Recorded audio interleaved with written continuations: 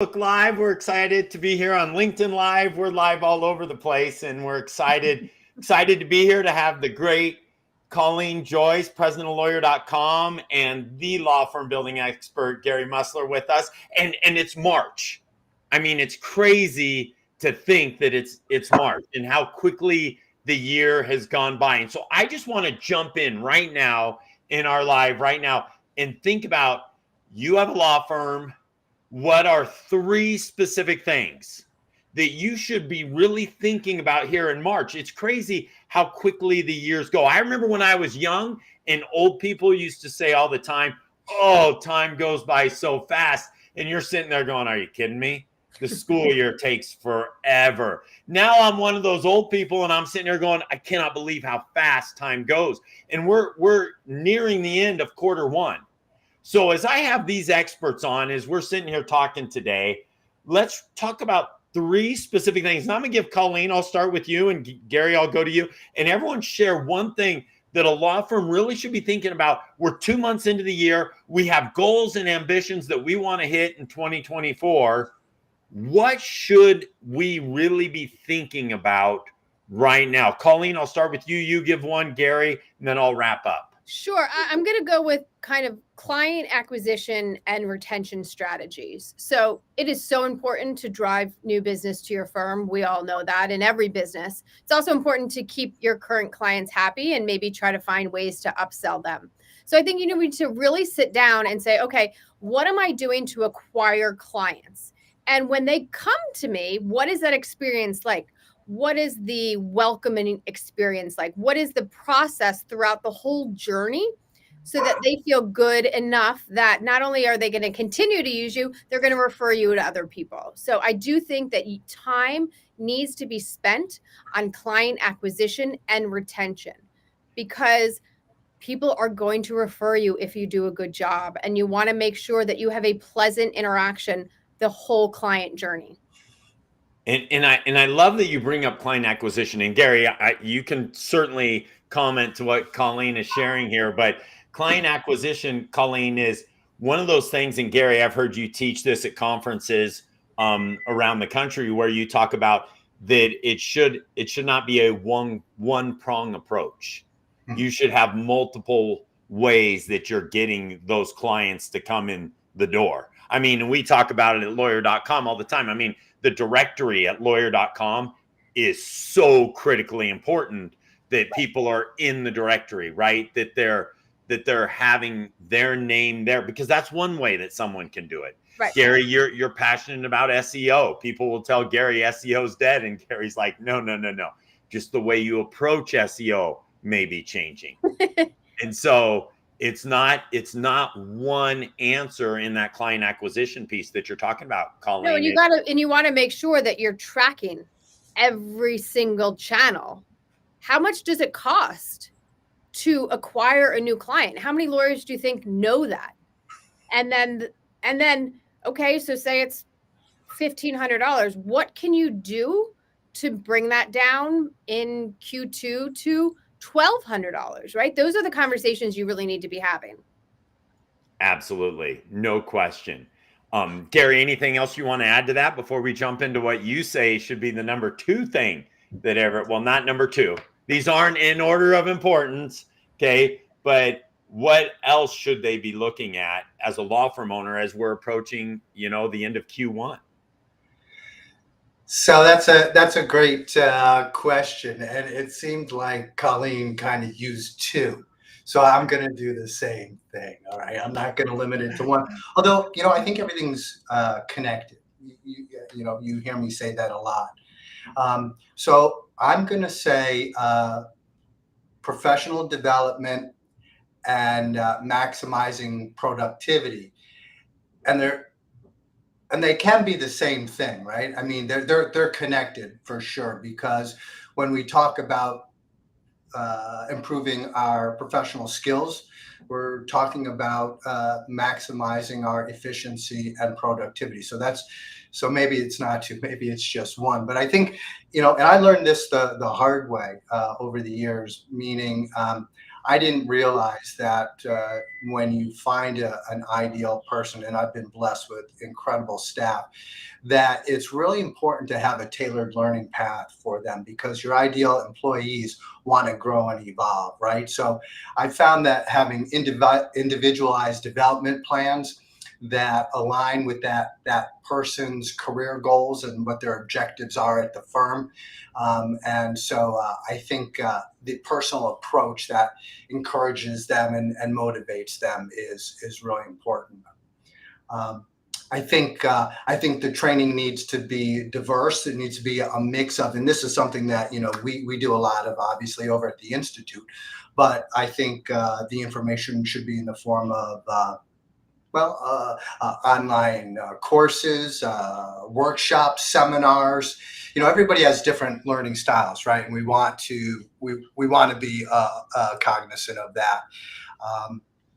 And then I think along those lines, you have to measure it, because let's face it, you need to know whether or not what you're doing is effective. So you need a way of charting that development. And this is another thing that as our firms have grown, encouraging people who have been there longer to foster and develop the younger people, which creates a nice community. Not only do they learn better and enjoy it more, but boy, when you have a team of people that get along and can count on each other, huge difference. And then and that all bring that forward all into the systems of productivity, because one of the things that I think I see almost every day now is way too many law firms are not taking advantage of the automations and systems and processes and even AI that can truly truncate the amount of time they spend on things that they don't like to do, or things that often fall through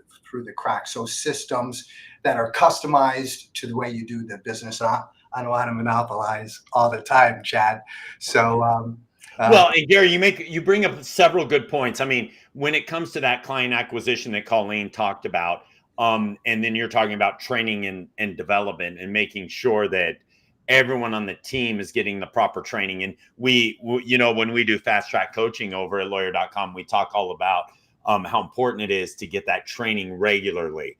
And when we're meeting, I mean, literally, Gary, we're training law firms every week with fast track coaching. And the law firms that are engaged are sitting there going, I cannot believe how much my life has changed because I've taken time to really focus on training and development. Gary, we had one of the attorneys that's in fast track coaching last week, or no, several weeks ago, say, I actually took 40 days off last year because of the training and development that they were getting in fast track coaching, right? And he's like, and so what you're saying, Gary, I think is huge. That we really make sure that we're taking the time. And we joke, Colleen, that our Gary and I were joking a couple of days ago that our good friend Michael Gerber, when he said work on your business, not in your business, right? Mm-hmm. We jokingly say if he would have just trademarked that, used a trademark attorney, he would have made so much money, because so many people use that phrase over and over again. But really taking the training and working on your business, right? And that's why we get so excited. And full disclosure, I probably shouldn't announce this right now, but Colleen, you'll forgive me later. Lawyer.com, we're going to have a pretty amazing event in the fall in Las Vegas, where it's incredible. Those who have gone to the event before say it's the single greatest event they've ever attended, with really focused on strategic growth for your firm. And Colleen will have a great big announcement later. Yeah, you know what? Actually, maybe we just go to the polls and maybe we let the people decide where it's at. Fontainebleau, the Wynn. Yeah, Colleen, we got a lot of options, guys.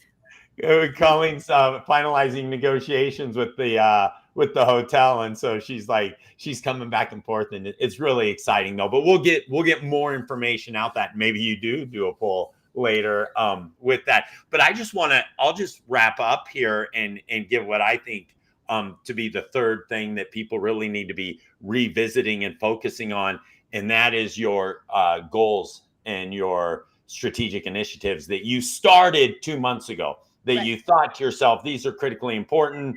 I think we need to make sure we have these goals in place. And then for some reason, as Michael Gerber would say, you're doing it.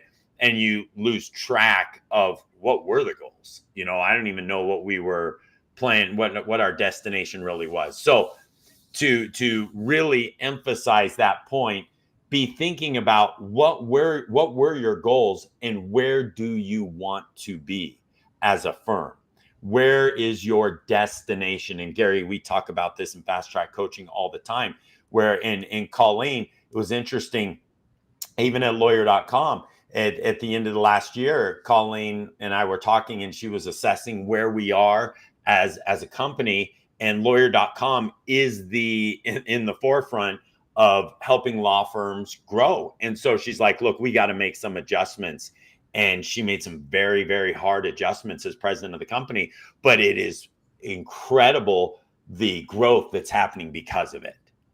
And so really think about where you want to go and where you want to be and where that destination is, and revisit that.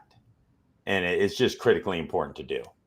Yeah, I agree, Chad. I like that. I think if you're not regularly checking in on the things that you're doing and before there's a problem, I think you're missing great opportunity. So I think that was a really valuable share. That continuous evaluation and adjustment is how you keep from going too far astray, and make sure that you hit your goals. And think about this too. The things that we said were not all that different than when we were thinking about getting ready for 2024, right? These are the things that you need to be thinking about as the year end, but not just as the year end.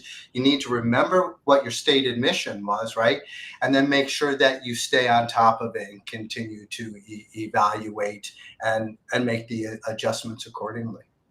Well, and let me just ask Colleen this final question as we're wrapping up. Colleen, when you had to make some adjustments, how did that impact the culture of the company? Because all of us, and we've heard Peter Drucker say that culture eats strategy for breakfast, right? So we know culture is such a big part about what we do. But Colleen, you were making some very, very difficult decisions. And when you did that, you actually saw the culture improve. Yeah, which is, interesting. It's all about listening and kind of understanding where things are and trying to find a path forward that works for everybody. That's so true. So true. And by the way, Colleen will attest, as president of Lawyer.com, making those decisions aren't always easy. And so what do we all do? As owners and leaders, we often procrastinate those decisions because we don't like making those hard decisions. So, but really think about those three things as we're evaluating where we want to be: our client acquisition and retention, what's happening in training and development, and third, reviewing those goals and strategic initiatives that are so important. Any parting comments as we wrap up, Gary, Colleen? It's never too late, right? So just because it's not January, just because it's not February, start your goals today on a Tuesday, right? On a Wednesday, on a Thursday. It doesn't have to be every Monday I'm going to come in and I'm going to make myself better. Just jump in and do something. Something little will make the next day that much better. Love that. I love that. Gary?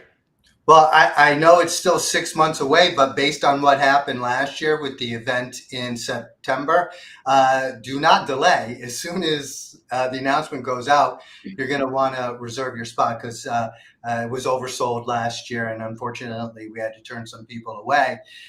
And then to have the reviews about it being one of the greatest legal events that they had attended, I'm pretty confident that this is a no-miss event. So keep your eyes open for that. Love it. Love it. All right. Great being with everyone. Have an amazing, amazing day. We'll see you all.